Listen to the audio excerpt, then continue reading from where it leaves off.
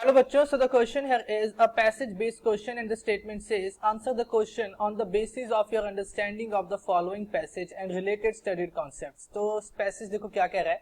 A rocket is used for carrying a satellite etc. to a suitable height above the ground. Thrust is generated by the propulsion system of the aircraft.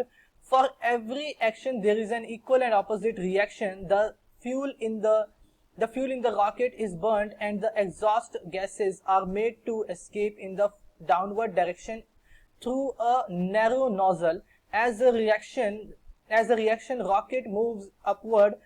Rocket working on the principle of conservation of momentum. According to the principle of conservation of momentum, the linear momentum of mass of rocket at any instant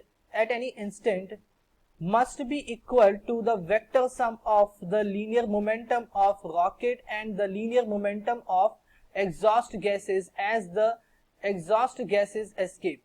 The residual mass of the rocket decreases with time. Motion of the rocket is a accelerated motion.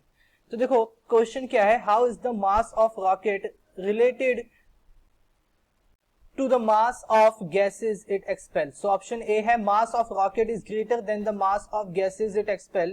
Option B है mass of the rocket is greater than the mass of gases it expel, is less than the mass of gases it expel. Option C है mass of the rocket is equal to the mass of gases it expel. And option D है mass of the rocket is not related to the mass of gases it expel. So concept जो यहाँ पे use करेंगे that will be of rocket propulsion.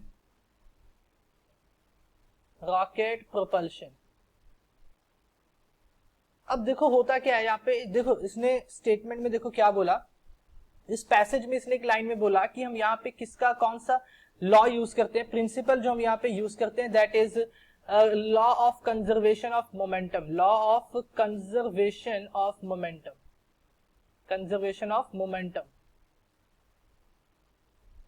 ठीक है. अब एक चीज देखो, जब भी रॉकेट अगर मेरा फ्लाइट करता है तो रॉकेट के पास अगर मैं मास की बात करूं तो रॉकेट के अंदर क्या है, रॉकेट के अंदर गैस भी हमने स्टोर की है, गैस प्लस रॉकेट का खुद का मास है, that is the total mass of the rocket. ठीक है.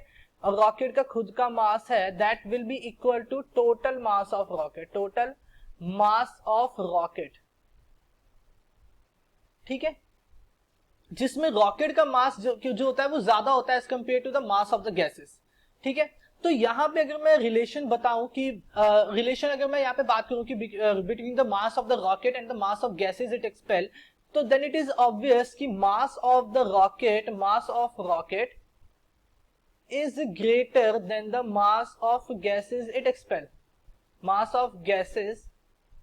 एक्सपेल. ठीक है. बिकॉज जो मास है रॉकेट का, वो टोटल मास जो रॉकेट का that consist of two masses. First is the mass of the gas and the second one is the mass of the rocket itself.